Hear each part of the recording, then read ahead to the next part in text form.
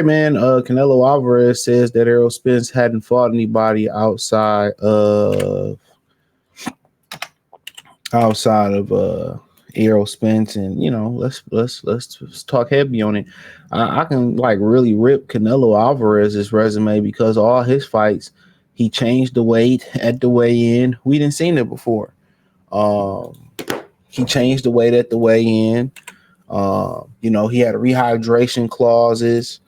Um, he had the commission. You gotta remember Mayweather, and I always bring this fact up about him. Mayweather beat him 12 rounds to nothing, and CJ Ross scored it a draw. They tried to take the fight around away from Dimitri Bivol. See, Terence Crawford, like it's one thing. Like if let's say you go rock climbing, and one guy's climbing rocks with the safety precautions, the vest and the harness and all that stuff on, and one guy's climbing rocks with no safety precaution on. He just climbing them naturally.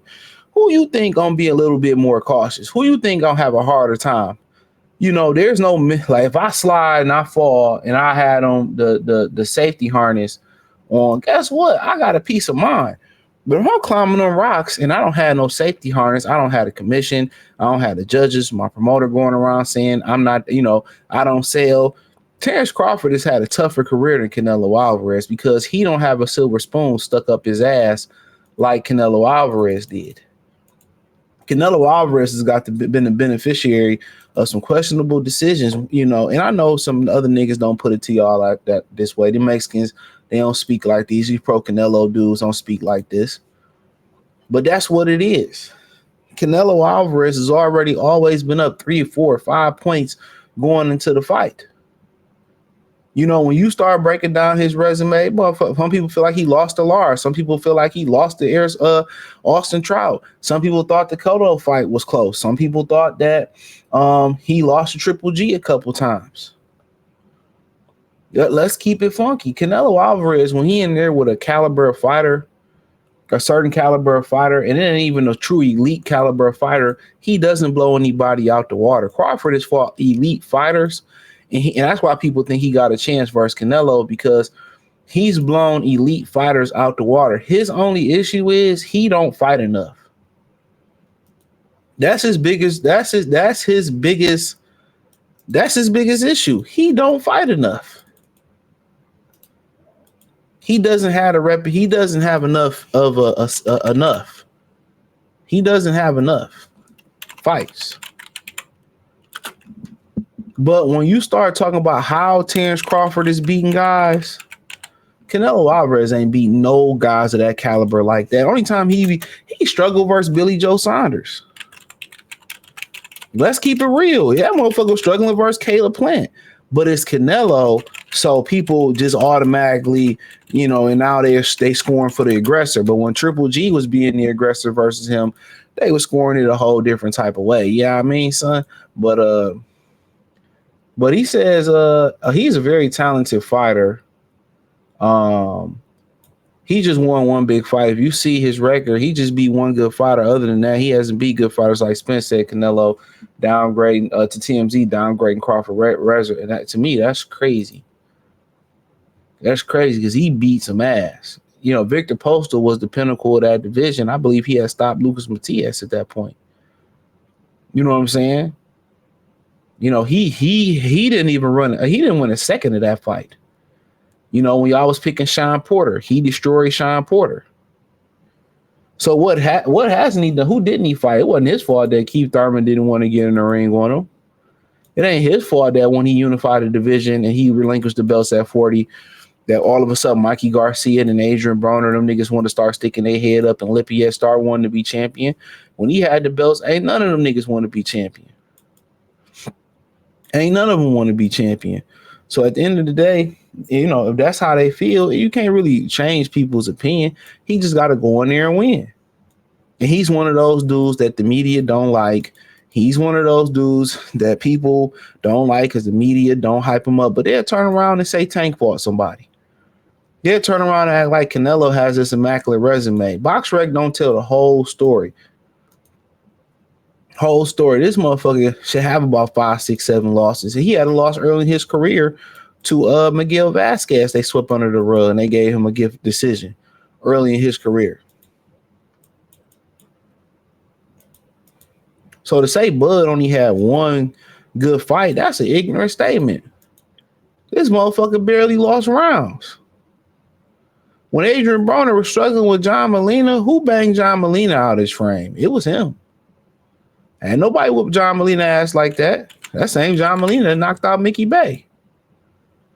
We got to remember most of these dudes don't really watch boxing. They don't. Oh, Kell Brook was going to beat him. Nobody knocked out Kell Brook.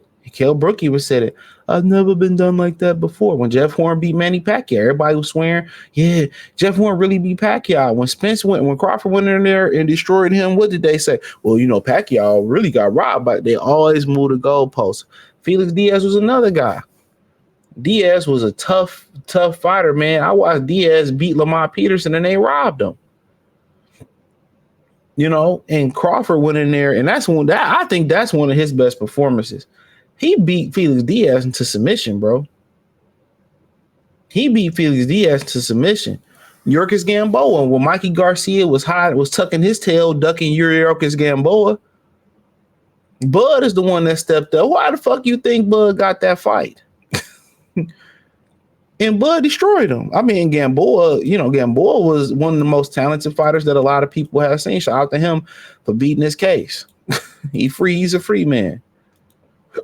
Why niggas try to go back to Cuba. He out his rabbit ass mind.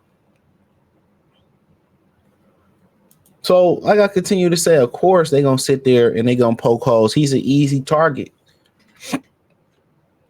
But, like I continue to say, when you look at Canelo Alvarez's resume, if he wasn't Canelo Alvarez, I don't think he'd be a world champion. He wouldn't. That motherfucker ain't that good. I keep telling y'all that. He has all the advantages. And then they go to this. Well, Bud has only fought number 9. Errol Spence hasn't looked good since his dog.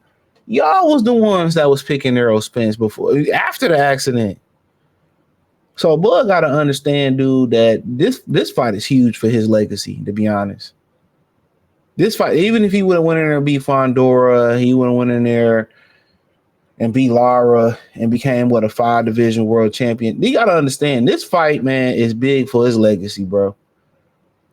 Because if he is able to beat Canelo Alvarez, dude, they still gonna make excuses. They still gonna find, Canelo had a bad knee. He was past his prime and this, that, and the third. Like I said before, do y'all understand this man didn't even really start losing rounds, bro, until he fought Sean Porter and he knocked Sean Porter out. He knocked Sean Porter out. Nobody knocked Sean Porter out. He knocked Sean Porter out. And if Madrimov would have came to fight, he would have got knocked out. Madrimov got hurt several times in that fight. He fought like a pussy.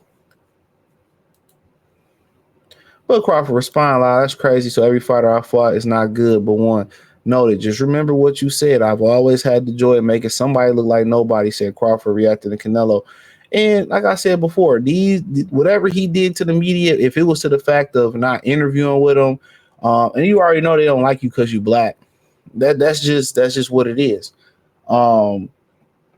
Whatever he did to the media, I don't know what the fuck he did to the media other than not want to interview with him. But like I continue to say, this, even if he beat Canelo by some miracle, they're gonna have some excuse, even though it's no rehydration clause.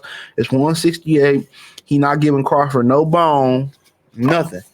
If Crawford is able to go up there and beat him, they still gonna make it. Oh, Canelo was old and he was this. They still gonna move the bar. This is why I don't really move based off what people think or their opinions, because their opinions are always fickle in the media. The media is a bunch of guys who never took a punch, never had a schoolyard fight, never competed, giving an opinion about a fight, about a sport they know nothing about. Most of these media members had admirations of covering an NBA, covering college and high school or college and professional football. That's what they wanted, but they couldn't hack it. I feel like just because you go to school for communication and journalism, that don't make you see. It don't mean you should be able to cover that. A lot of these people don't have no idea what they're doing.